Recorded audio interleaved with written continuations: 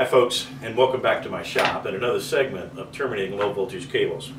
I'm Ron, and the other day I had a guy tell me that my 10-minute video on how to put a modular plug on the end of a Category 5E cable at 10 minutes was just way too long. And I thought about that for a minute, and I understand what he's saying, but I told him, thinking, there's a lot of great information in this video. I talk a lot about the twisting and the cabling itself. I talk about all the different parts and pieces of the actual modular plug, and a few tips to think about when you're buying these things. So I cover a lot of information in that time frame. And putting these on is not all that hard. It just takes a little practice is all it is to it. And I've put these things on for years now.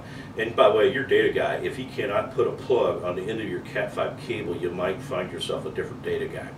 But anyway, so I tell everybody, go home with a box of connectors and put one on, cut it off. Put it on, another one on, and cut it off. And you go through that process, and 20 to 30, 50 later, you'll get to a point where you can put these on in a fairly short period of time.